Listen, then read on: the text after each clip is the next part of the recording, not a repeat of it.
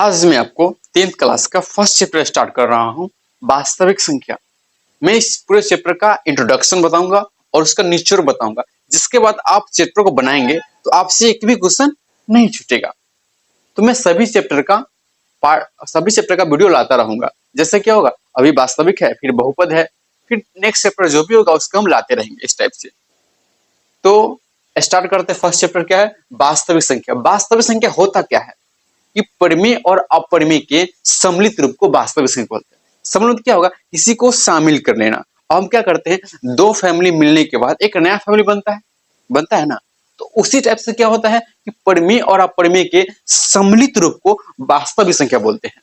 Clear है? तो sir परिमेय और अपरिमेय होता क्या है तो वो बता देते हैं। तो परिमेय क्या होता है पहले समझिएगा।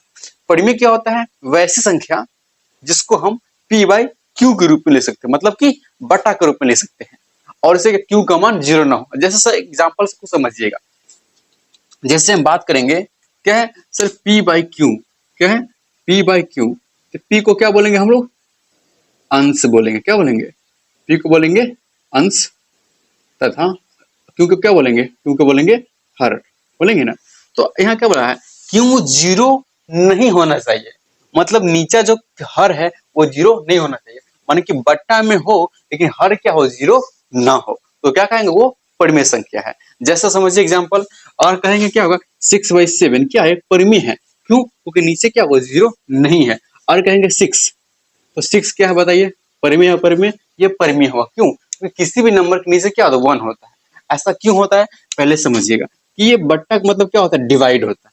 और किसी भी नंबर को अगर हम 1 से डिवाइड करते हैं तो वही नंबर आता है। इसलिए किसी भी नंबर को 1 से हम डिवाइड कर सकते हैं, मतलब कि सबके नीचे क्या रहता है, 1 रहता है। और 1 रहेगा तो क्या होगा, 0 है नहीं तो वो परिमेय हो गया। बात क्लियर है? इसी तरह से क्या होगा, 7 भी क्या होगा, परिमेय होगा, क्योंकि इसके नीचे क्या होता है, 1 होता है। तो 1 क्या होगा, ये भी क्या होगा, 0 है नहीं तो क्या होता है, ये परिमेय। हम कहेंगे -6/7, ये भी क्या होगा, परिमेय होगा। हमें कहने का मतलब नीचा क्या हो, 0 नहीं होना चाहिए, तो क्या होगा, परिमेय होगा। ठीक है। और कहेंगे -3/0, ये क्या होगा, परिमेय नहीं होगा। क्या होगा, परिमेय, ये परिमेय नहीं होगा, कदापि ये परिमेय नहीं होगा। क्या होगा, नीचे क्या आ गया, 0 आ गया। अगर हम बात करेंगे ये 0 क्या परिमेय है कि नहीं, एकदम परिमेय है। हमें क्या मतलब सर, नीचे क्या होना चाहिए, 0 नहीं होना चाहिए, ऊपर हो तो कोई दिक्कत नहीं है। तो 0 क्या है, एक परिमेय संख्या। बात समझ में आ गया? तो आपसे एग्जाम में क्वेश्चन पूछता है कि सर 22/7 क्या है? तो 22/7 क्या है बाबू? आप देख रहे हैं इजिली कि नीचे 7 है, तो क्या होगा, ये परिमेय संख्या होगा। क्लियर है? कोई दिक्कत नहीं है। चलिए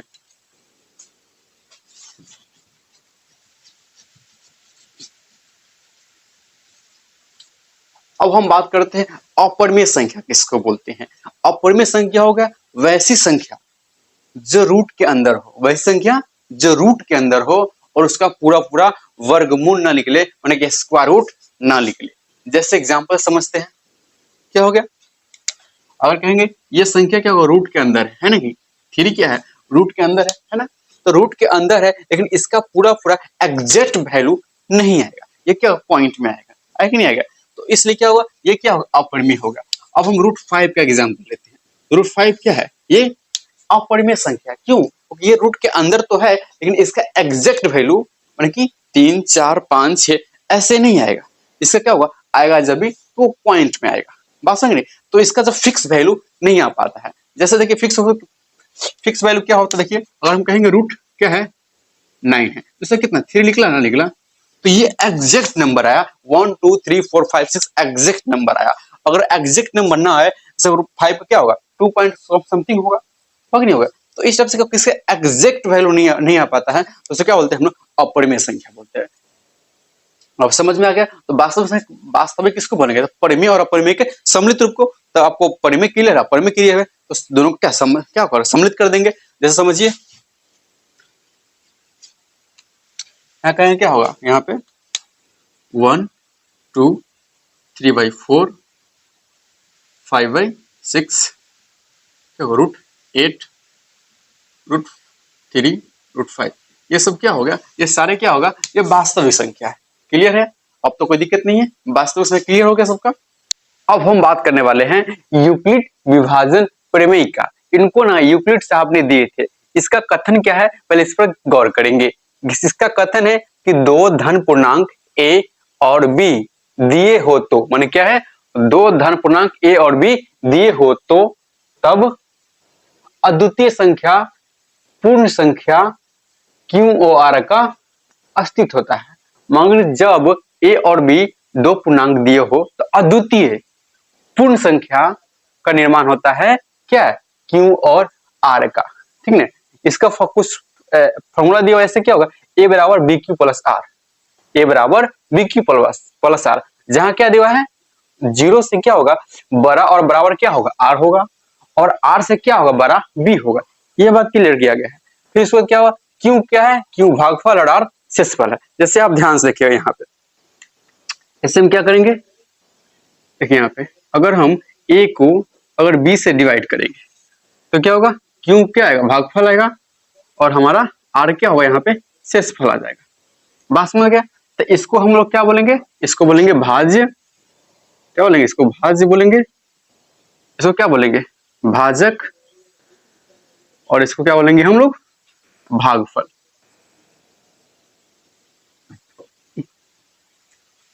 और R को क्या बोलेंगे हम लोग, शेषफल। देखिए ये फॉर्मूला कैसे बनाया है वो लोग, देखिए तो क्या होता है, भाज्य बराबर भाज्य गुने भागफल जोड़ शेष। ये फॉर्मूला आप लोग 9th में पढ़े होंगे नहीं। तो क्या होता है फॉर्मूला, भाज्य बराबर भाज्य गुने भागफल जोड़ शेष। इसी फॉर्मूला को उन्होंने क्या बताए हैं। बात समझ में आ कि नहीं आ गया।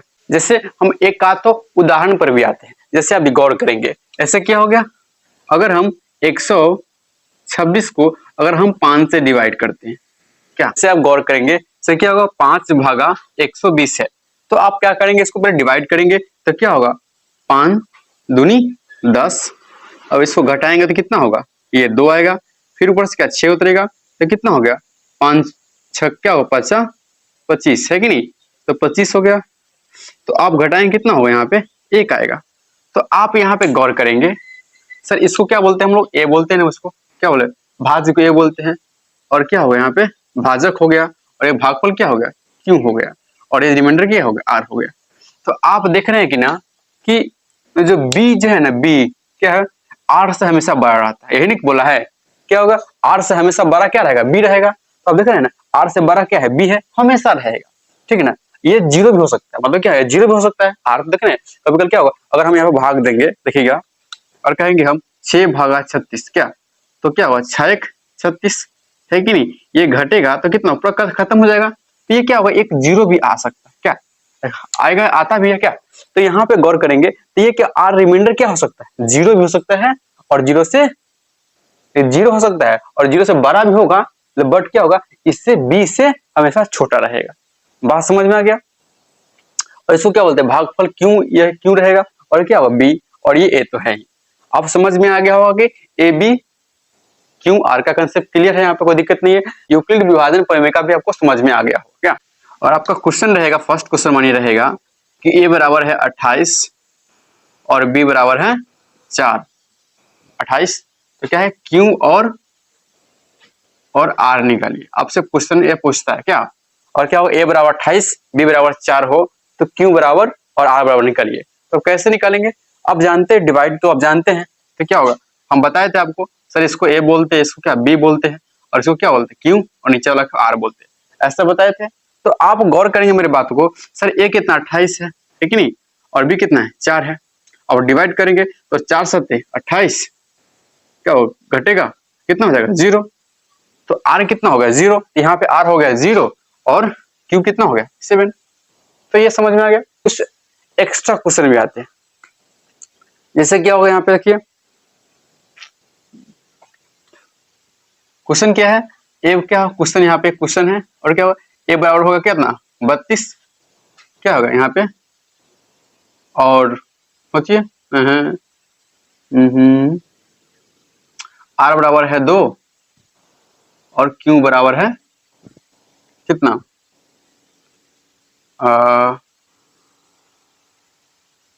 6। ठीक ना, क्यू बराबर 6 है। तो आपसे पूछेगा क्या कि सर बी बराबर क्या होगा, ये आपसे क्वेश्चन रहेगा। ठीक ना, तो आपसे क्वेश्चन पूछेगा सर बी बराबर क्या होगा, तो आप इस बात को कैसे बनाएंगे। देखिए गौर कीजिए, तो आप इस फॉर्मूला का भी यूज कर सकते हैं, इसका भी यूज करेंगे तब पर भी कोई दिक्कत नहीं, ठीक ना। तो फॉर्मूला क्या है आपको देखिए गौर से, सर क्या होता है, ए बराबर बी क्यू प्लस आर है कि नहीं, ए बराबर क्या है, बी क्यू प्लस आर है कि नहीं। तो आप यहाँ पे गौर करेंगे, सर ए का मान कितना है, 32 है ना, तो ए का मान कितना हो गया 32 बराबर, सर बी का मान कितना हो गया, बी को दिया नहीं है तो बी कम क्या है, बी ही रहने देंगे, क्या दिक्कत है। और क्यू कितना दिया हुआ है, क्यू दिया हुआ है 6, यहाँ पे 6 कर देंगे। और आर कितना दिया हुआ है 2, दिया कर दिया हुआ है।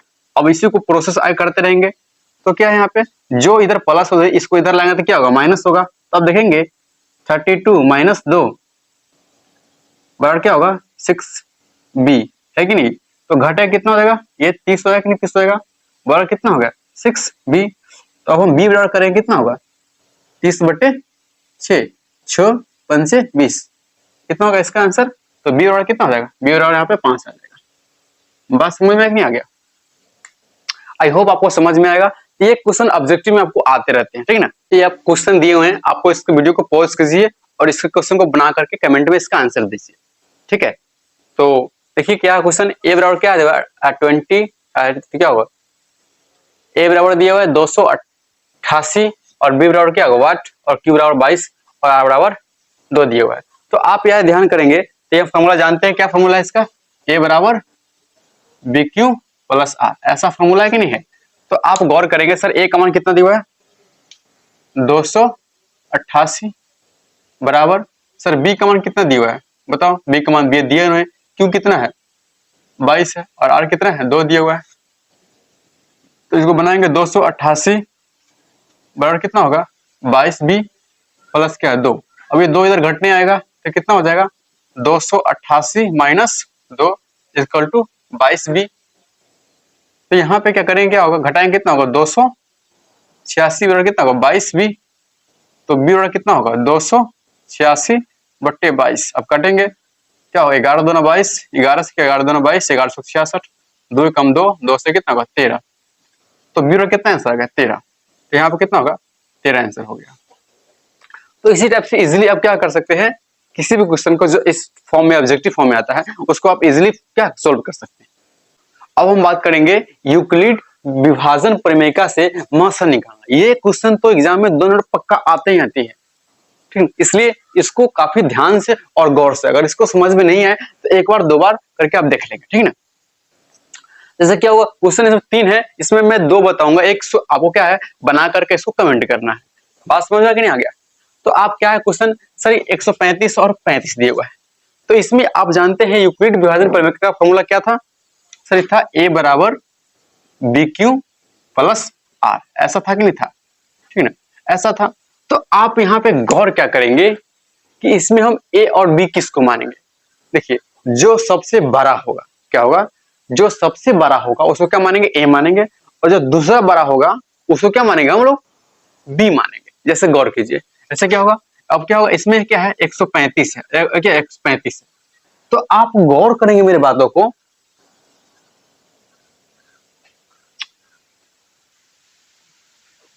ठीक है। देखिए 135 और 35 है, आप गौर करेंगे इसमें सबसे बड़ा कौन है, इसमें एक नंबर में सबसे बड़ा कौन है 135 है, तो सबसे बड़ा उसको क्या मानेंगे हम ए मानेंगे, और दूसरा बड़ा इसके बाद दूसरा बड़ा 35 है ना है, तो क्या होगा 35 को क्या मानेंगे हम लोग बी मानेंगे।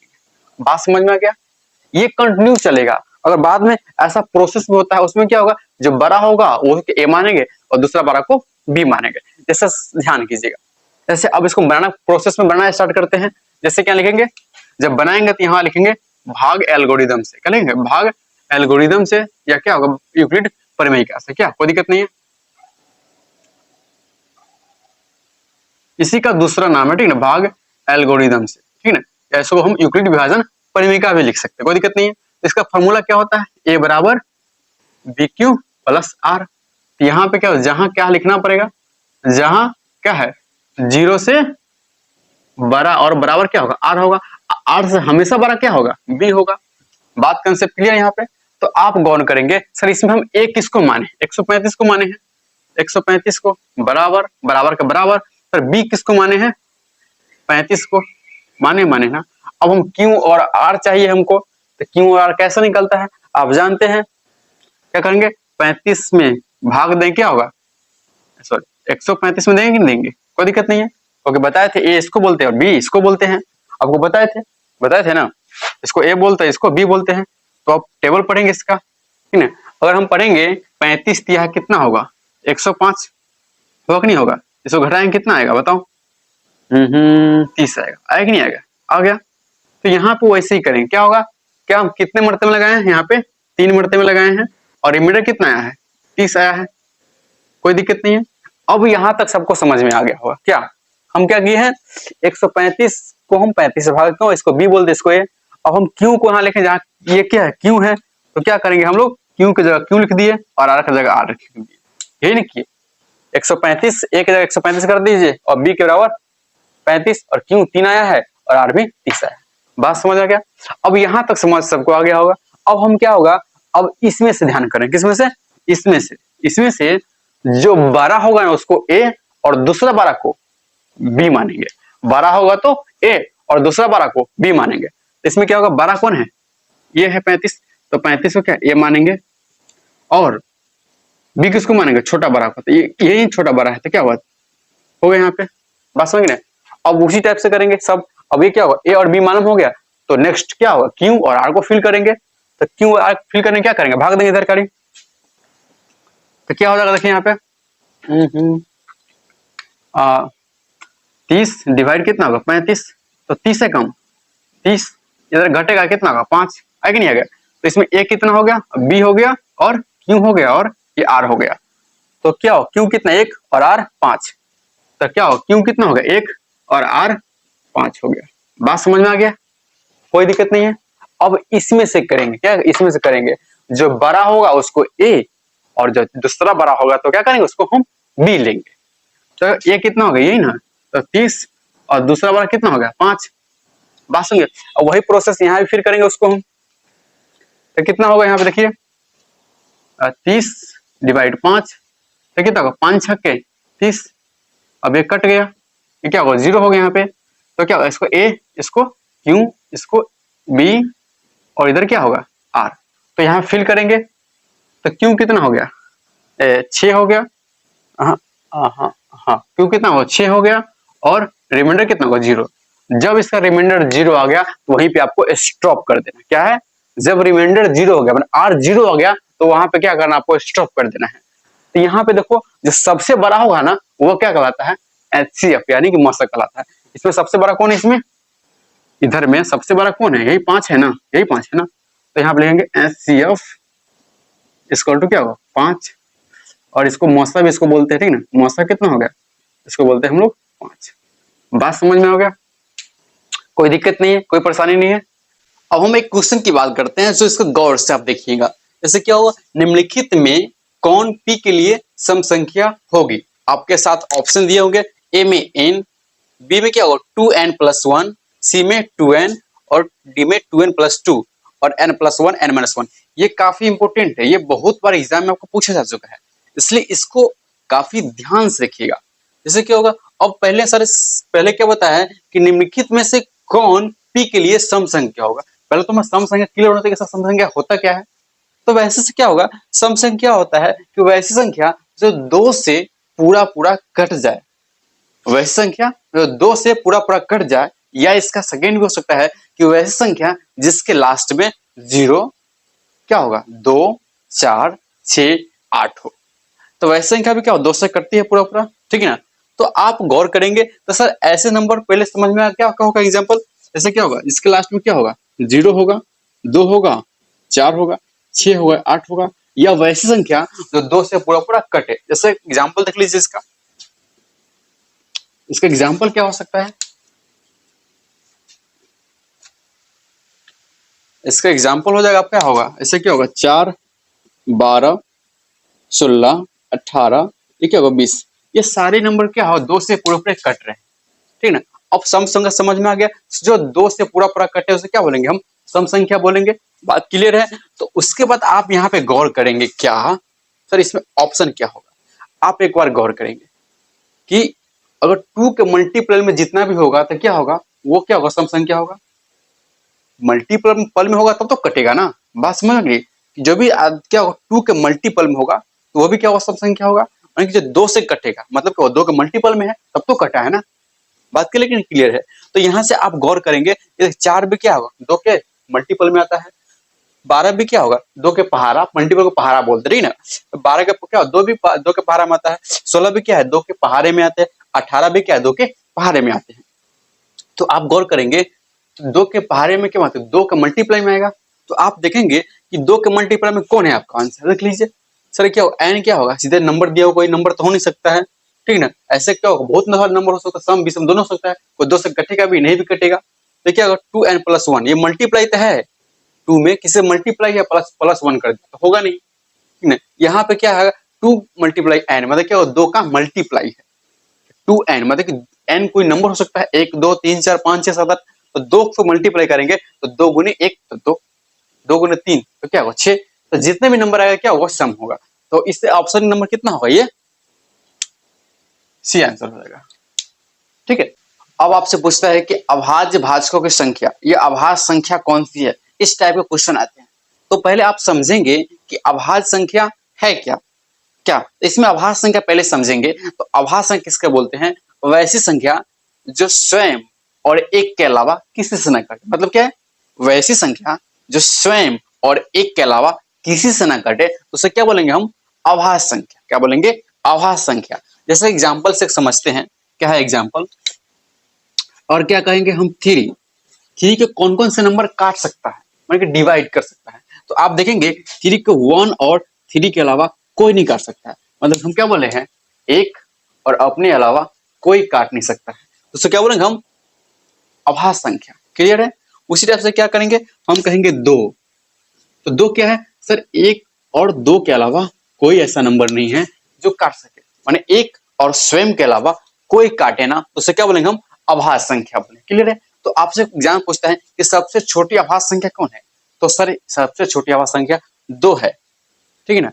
इसलिए आप ये बात को ध्यान रखें, 1 नहीं होगा क्या होगा 2 होगा, ये बात क्लियर है कि नहीं।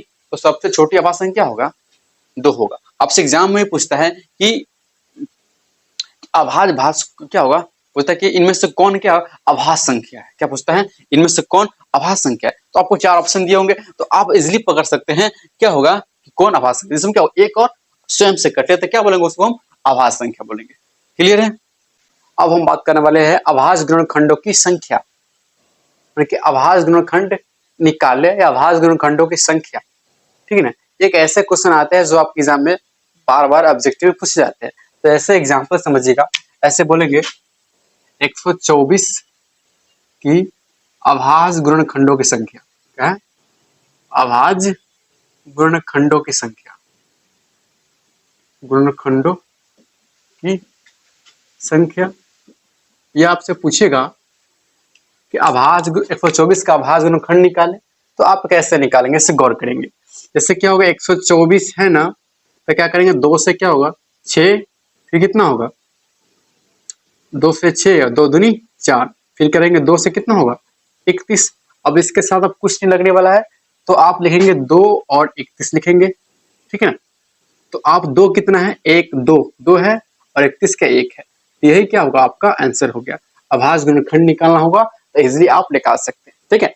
और ऐसे एग्जाम्पल एक और लेते हैं जैसे क्या होगा 136, इसको कैसे करेंगे, ऐसे क्या होगा 2 से करेंगे कितना होगा 2 छक्के 12 और 2 चौके 2 छक्के 12 होगा इधर क्या होगा 2 8 16, फिर 2 से लाएंगे कितना होगा 2 दूनी 2 तिहाई 6 और 2 चौके 8 है कि नहीं। उसी टाइप से क्या लाएंगे फिर 2 से लाएंगे कितना होगा 17 दूनी 34। इस टाइप से आप देख रहे हैं क्या कि 2 और कितना है 17 है कि नहीं। तो आप देखेंगे क्या कि 2 कितना है 3 है और 17 कितना 1 है, ये आपको क्या होगा आंसर हो गया। ये अभाज्य गुणनखंड निकालने का ये विधि है, ठीक है ना।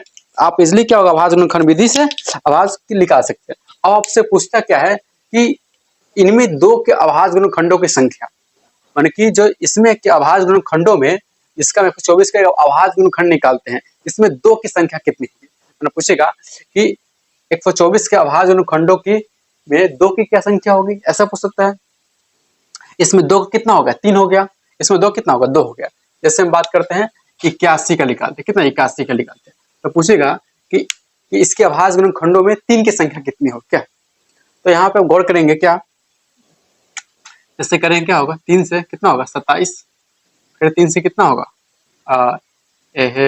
9 3 27, फिर 3 से कितना होगा 3। तो आप देख रहे हैं क्या 3 कितना है 1 2 3 4, तो कितना होगा 3 के पावर 4 हो गया। तो आप समझ नहीं आगे। तो आप इससे क्या पूछता है कि अभाज्य गुणनखंडों की संख्या या सीधा अभाज्य गुणनखंड निकाले। अगर आप सिंपल आपसे बोलेगा अभाज्य गुणनखंड निकाले तो इजिली क्या होगा, आपका ये आंसर हो जाएगा। और आपसे पूछेगा कि 3 अभाज्य गुणनखंडों में 3 की संख्या और 2 की संख्या, 5 की संख्या, जैसे पूछ सकते हैं, तो आप इजिली क्या इसका आंसर दे सकते हैं। ठीक है।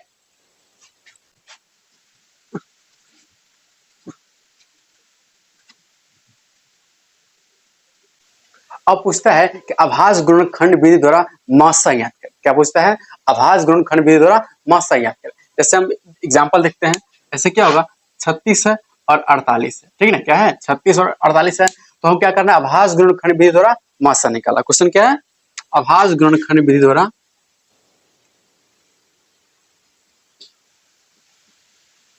अभाज्य गुणनखंड विधि द्वारा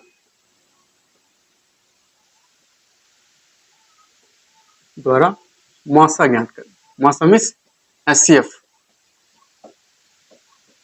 ठीक है ना। तो आप गौर करेंगे क्या कि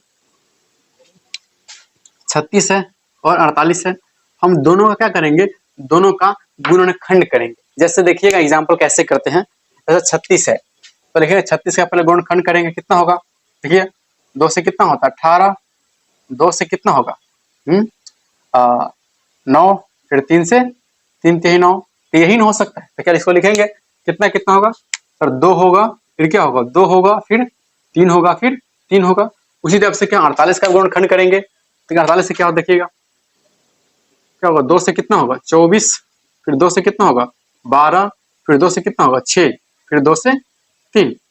तो यहाँ भी देखेंगे क्या क्या है 2 गुने 2 गुने 2 गुने 2 गुने 3, यही ना है 1 2 3 4, 1 2 3 4 और 1 3, है कि नहीं है ना।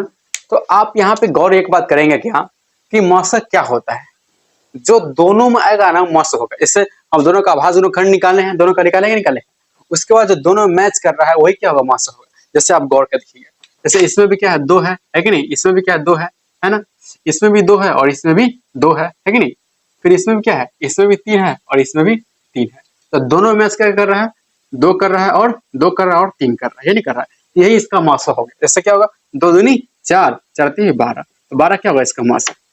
बात समझ नहीं आएगा। अगर इसका लसा क्या होता है, लसा पूछता है, तो अगर इसका लसा पूछेगा तो कैसे बताएंगे आप लोग।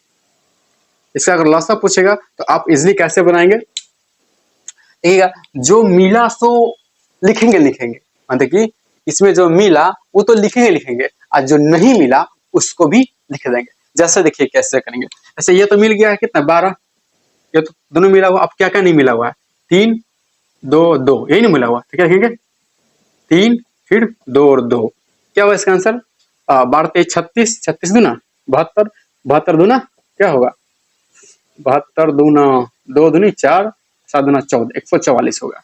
इसका आंसर कितना होगा 144 होगा इसका लौसा, और मौसा कितना होगा 12। आई होप आपको समझ में आया होगा। इस टाइप से क्वेश्चन आपके एग्जाम में बनते हैं और आपके बुक बनाएंगे तब पर उसमें क्वेश्चन रहेंगे, ठीक है।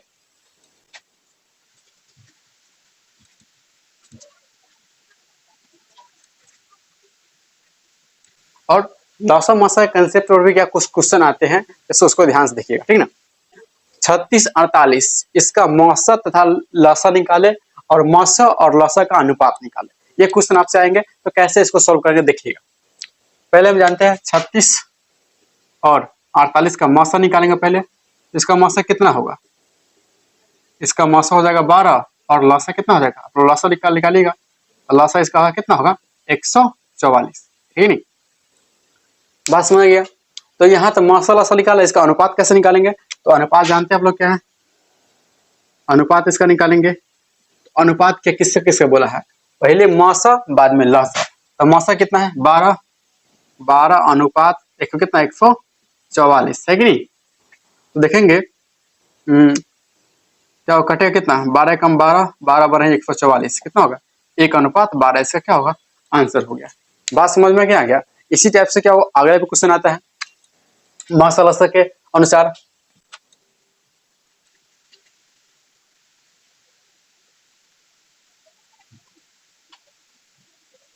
जैसे क्या होगा 36 और 144 का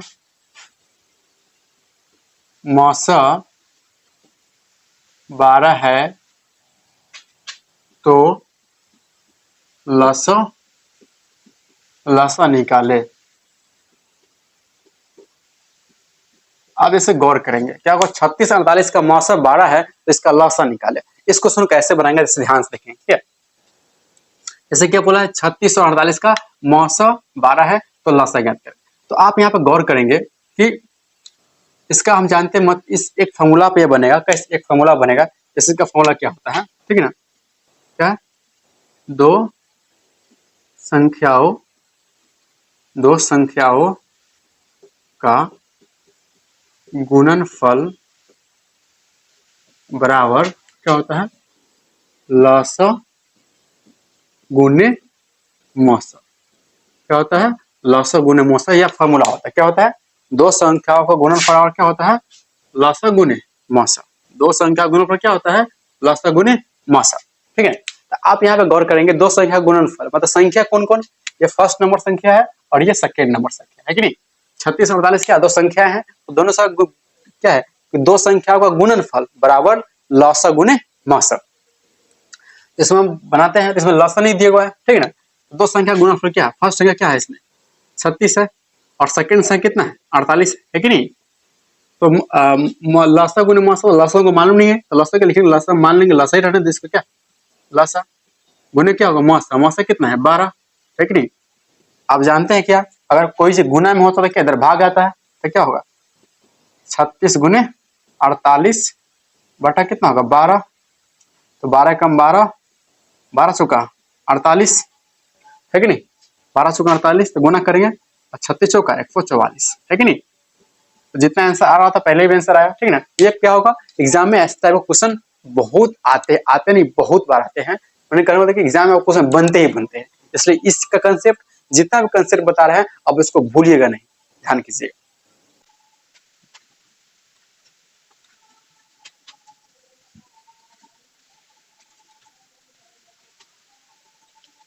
अब आपसे एग्जाम पूछता है कि शांत और अशांत पूछता है, क्या पता शांत और अशांत, इसका कंसेप्ट पहले समझ लीजिएगा तो आप इजिली क्या होगा कैसे भी शांत अशांत का क्वेश्चन हो आप इजिली इसको बना सकते हैं। ऐसे क्वेश्चन समझिए कैसे है, ऐसे पी है ठीक है ना, पी के पावर क्या होगा 2 के पावर n मल्टीप्लाई 5 के पावर m, ठीक है। ऐसे पी के पावर क्या होगा 2 के पावर n या p बट्टा 5 के पावर n, ये कंसेप्ट है इसका।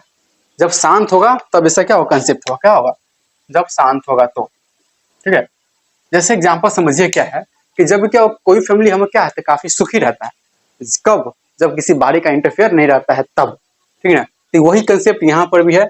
अगर क्या होगा किसी के हर में क्या है, अब जहां अंश सब जानते हैं क्या होगा ऐसा अगर कहेंगे 12 बटा कितना होगा 16, ठीक नहीं, इसको क्या बोलते हैं हम लोग अंश और नीचे को क्या बोलते हैं हम लोग हर, ठीक नहीं। तो किसी के अगर हर में क्या होगा किसी के हर में और उसका गुणनखंड तोड़ेंगे यानी कि फैक्टर तोड़ेंगे तो क्या होगा 2 और 5, क्या आना चाहिए 2 और 5, अगर नहीं तो केवल 2 और नहीं तो केवल 5 आना चाहिए। क्या बोले 2 और 5 भी हो तब पर भी काम चल जाएगा, केवल 2 है तब पर भी काम चल जाएगा और केवल 5 है तब पर भी काम चल जाएगा।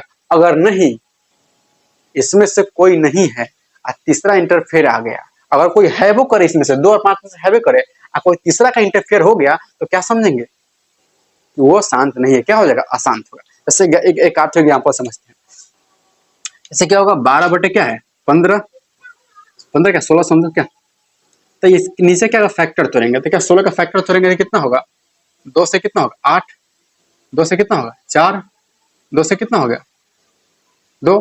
तो आप देख रहे हैं क्या इसका फैक्टर तोड़ने पर सिर्फ 2 ही आ रहा है, क्या हो रहा है 2 ही आ रहा है, मतलब क्या यह है शांत है। क्लियर। अगर कहेंगे कि 6 बट्टा 25 क्या है क्वेश्चन 6 बट्टा 25 आपसे पूछेंगे शांत है कि अशांत, तो आप देखेंगे जब हम 25 का फैक्टर तोड़ेंगे तो क्या करेंगे 25 का फैक्टर तो क्या होगा 5 से बचा 25, मतलब कि क्या होगा, केवल 5 है कि नहीं। अगर इसके सिवा दूसरा कोई भी आएगा तो गड़बड़ हो जाएगा। जैसे कि करेंगे हम, क्या होगा, 12/60, ठीक है ना, ये तो हो जाएगा। चलो दूसरा देखते हैं, 1/15, ठीक है नहीं, क्या है 1/15। अब इसको पहले सोल्व करेंगे, कैसे होगा, तो 15 का फैक्टर का तोड़ेंगे तो क्या होगा, देखिए 15 का फैक्टर क्या होगा, 3/15। यहाँ 5 तो है लेकिन क्या होगा, 3 आ गया। 5 तो है लेकिन क्या होगा, बाहरी इंटरफेयर क्या होगा, 3 आ गया, तो क्या होगा, ये शांत नहीं होकर के अशांत होगा। बस नहीं, इससे ऑब्जेक्टिव क्वेश्चन आपके आते रहते हैं कि मतलब कौन शांत है कौन अशांत है। क्लियर।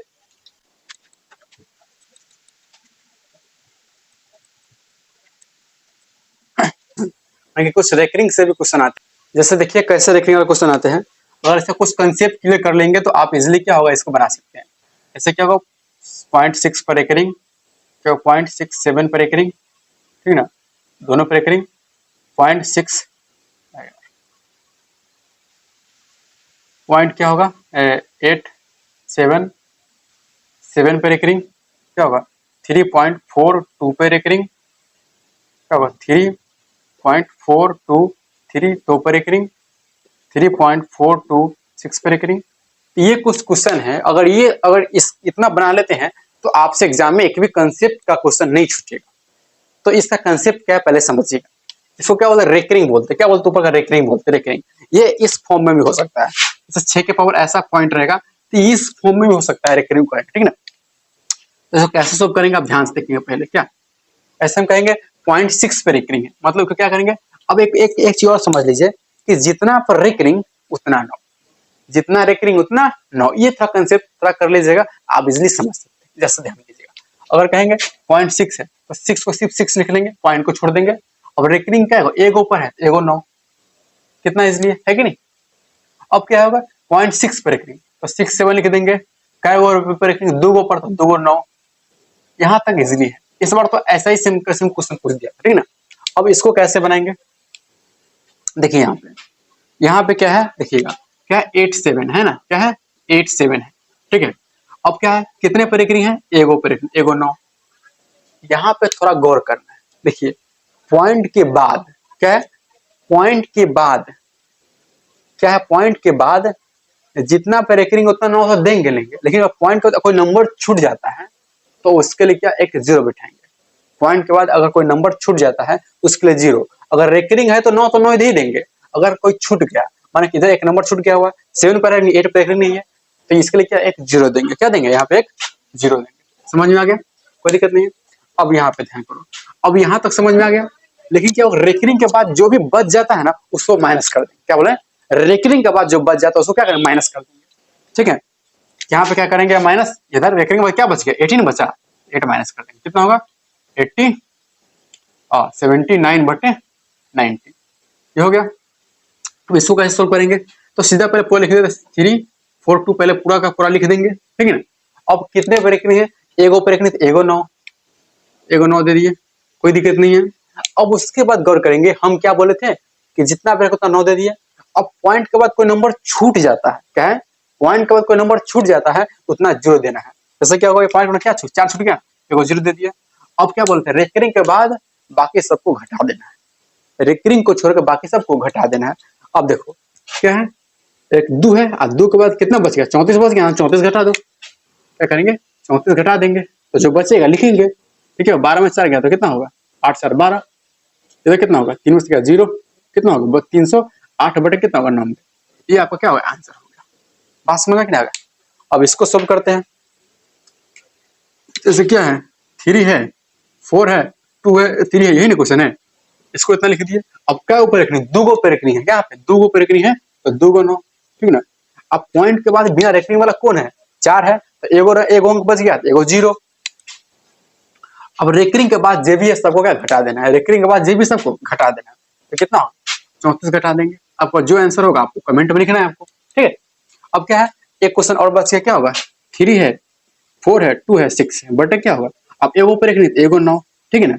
अब पॉइंट के बाद कई वो नंबर बच गया है जिस पर रेकरिंग नहीं है, 1 और 2, तो जय को बचा उसमें 0, तो कितना हो गया यहाँ पे 2 गो 0। अब इधर रेकरिंग के बाद सबको घटा देना है, तो कितना है 342। इसका आंसर क्या कमेंट में देना है। बात समझ गए? आई होप आपको समझ में आ गया होगा।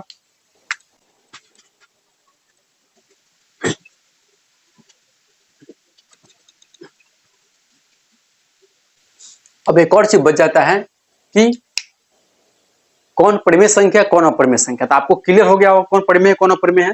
लेकिन इसमें भी पूछता है क्या कि सिद्ध करे कि √3 एक अपरिमेय संख्या है, सिद्ध करे कि √5 एक अपरिमेय संख्या है, सिद्ध करे कि √2 एक अपरिमेय संख्या है। इस टाइप का क्वेश्चन क्या होता है बनते हैं एग्जाम में और बार बार पूछ जाते हैं। तो इसलिए मैं इसका एक कहीं अगर √2 बता दू, √3 या √5 में कोई बता दू तो उसी कंसेप्ट पे क्या होगा सारा बनेगा। ठीक है, तो आगे देखते हैं कैसे बनाते हैं। ठीक ना, ऐसे क्या है हमें सिद्ध के क्वेश्चन क्या है कि सिद्ध करे कि √3 एक क्या है अपरिमेय संख्या है, अपरिमेय संख्या है। ठीक है, और क्वेश्चन कैसा रहेगा कि सिद्ध करेगा √3 एक परिमेय संख्या है, अपरिमेय संख्या सॉरी। तो क्या होगा अगर सिद्ध करेगा √3 एक अपरिमेय संख्या तो इसको कैसे सिद्ध करेंगे, इसका थोड़ा कंसेप्ट समझिए। गलती के सही। अभी क्या होगा कोई चीज हम मानते हैं, मानो कि हम कहेंगे ये मार्कर है, क्या लग रहा है तो सही मार्कर है मार्कर है। लेकिन क्या हो किसी कारण से हम कभी कल क्या हो पेन को ही मार्कर मान लेते हैं, तो बाद में अगर साबित होता है कि पेन नहीं ये मार्कर है तो हमारा मानना गलत है, तो क्या होगा मार्कर हो जाएगा। बात समझ नहीं आएगा। तो उसी टाइप से क्या होगा अगर हम परिमेय और अपरिमेय को अगर परिमेय को अगर हम अपरिमेय मान ले या अपरिमेय को परिमेय मान ले और कहीं से वहां फुट हो गया, मतलब क्या वो अपरिमेय है, मतलब कोई गलती होगा नहीं, कोई साबित होगा कि नहीं ये अपरिमेय है तो क्या मानेगा अपरिमेय मानेंगे। तो इसी कंसेप्ट को हम यूज करेंगे। देखिए कैसे करते हैं पहले समझिए। बनाने के यहाँ पे ऐसे लिखेंगे माना कि क्या है √3 एक परिमेय संख्या मान लेते हैं ना, क्या परिमेय संख्या है, क्या परिमेय संख्या है। तो माना कि √3 एक अपरिमेय संख्या है, परिमेय संख्या। तो आप जानते हैं कि जब परिमेय होगा उसको क्या हम p/q के रूप में लिख सकते हैं, इजीली बात है। क्या अगर वो परिमेय है तो उसे क्या p/q के रूप में इजीली हम लिख सकते हैं। तो यहाँ से गौर करें कैसे करेंगे हम। यहाँ लिखेंगे √3 = p/q। ठीक है ना, तो यहाँ पे हम क्या p/q में कुछ सफाई देना पड़ेगा कि p/q है क्या। तो यहाँ p/q है ये अभाव क्या होगा, ये दोनों में कोई उभनिष्ठ गुणनखंड नहीं है। माने उभनिष्ठ में क्या होगा दोनों कट नहीं सकता, कितना भी कोई भी नंबर से कटेगा नहीं। ठीक है ना, तो उभनिष्ठ गुणनखंड में क्या होगा जिसमें कोई भी गुणनखंड नहीं है, क्या होगा ये दोनों के क्या होगा p/q में कोई उभनिष्ठ गुणनखंड नहीं है। ठीक है, क्या होगा p और q में p और q एक धन पूर्णांक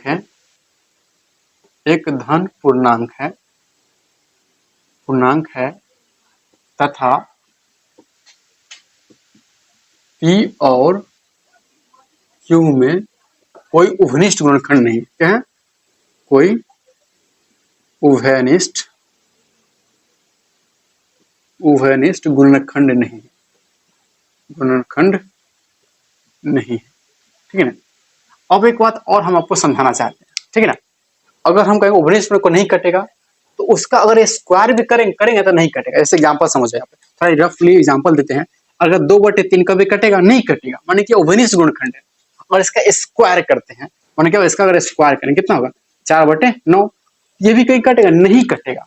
और इसका भी और स्क्वायर करते हैं कितना होगा 16/81, ये कटेगा नहीं कटेगा। माने इसका स्क्वायर भी कटे वो नंबर क्या होगा इससे नहीं कटेगा। बात समझ में आ कि नहीं आ गया। तो उसी टाइप से क्या करेंगे हम पहले इसका स्क्वायर कर लेते हैं। तो क्या होगा लिखेंगे √3 का स्क्वायर बराबर p/q का स्क्वायर। अगर दोनों का स्क्वायर करते तो क्या होगा लिखेंगे, लिख देंगे यहाँ पे दोनों ओर वर्ग करने पर। तो आप देखें दोनों अगर वर्ग करेंगे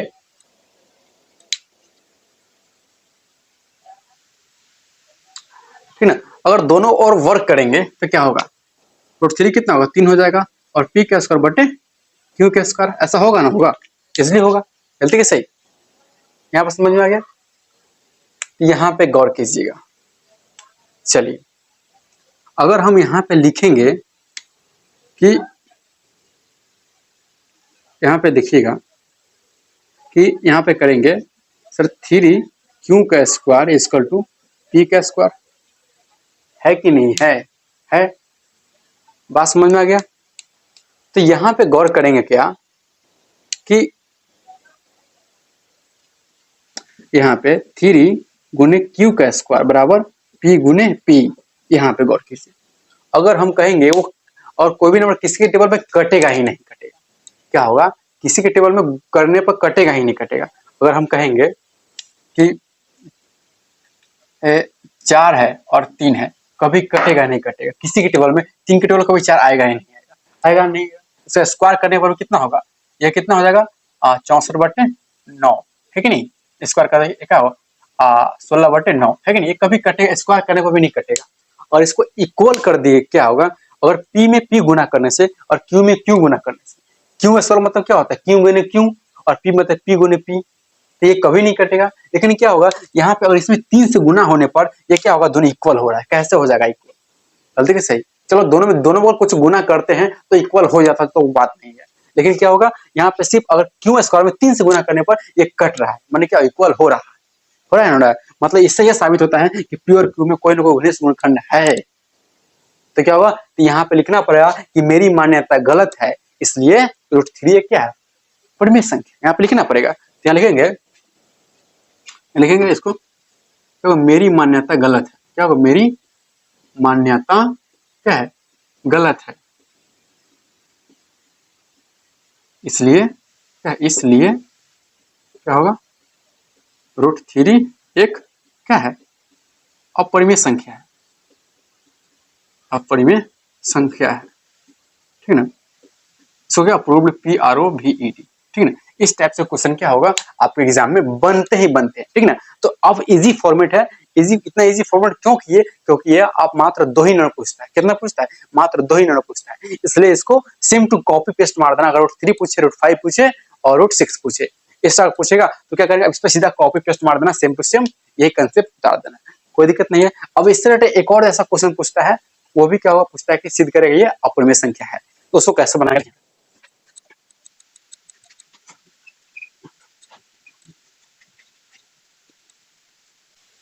इससे क्या होगा क्वेश्चन आपसे रहेगा कि सिद्ध कीजिए कि सिद्ध कीजिए कि 4 + √3 क्या है 4 + √3 क्या होगा एक अपरिमेय संख्या आपसे बोलेगा, तो आप क्या करेंगे 4 + √3 क्या होगा मान लें क्या परिमेय संख्या मान लीजिए, क्या दिक्कत है क्या।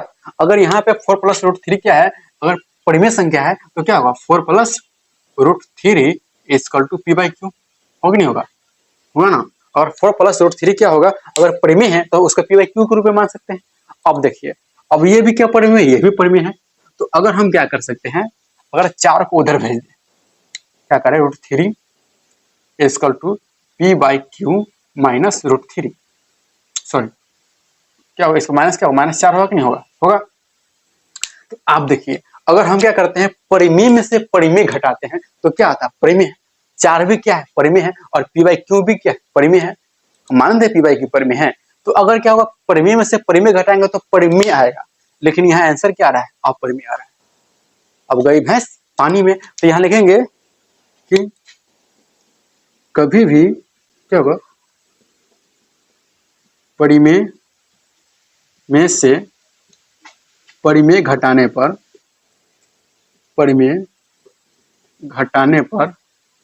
हमेशा परिमेय आता है, हमेशा परिमेय आता है, इसलिए मेरी मान्यता गलत है, तो मेरी मान्यता क्या होगा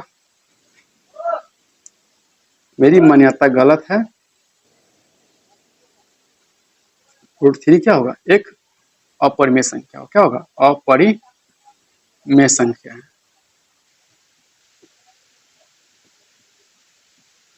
समझ में आ गया, कोई दिक्कत नहीं है। तो आई होप ये क्या है कि हमने पूरे चैप्टर का निचोड़ बता दिया। इससे अगर आप क्वेश्चन सोल्व करते हैं तो आपसे एक भी क्वेश्चन नहीं छूटेगा, मैं गारंटी के साथ देता हूं। अगर कोई छूट जाता है तो आप कमेंट में कीजिए, मैं उसका सोल्यूशन जरूर लाऊंगा आपके लिए। तो मिलते हैं एक धमाकेदार वीडियो के साथ। ऐसे बने रहिए। हमारे और चैप्टर के लिए, जैसे बहुपद हो गया, त्रिकोणमिति हो गया, सभी चैप्टर का मैं सोल्यूशन लाऊंगा आपके साथ। इंट्रोडक्शन, फिर क्वेश्चन में कराऊंगा और इसके क्वेश्चन बैंक सारे हम इसके आपके तैयारी यहीं से करा दूंगा। तो इसके चैनल को सब्सक्राइब कर दीजिए, लाइक कर दीजिए, अपने दोस्तों के साथ भी शेयर कर दीजिए ताकि उसको भी फायदा हो सके।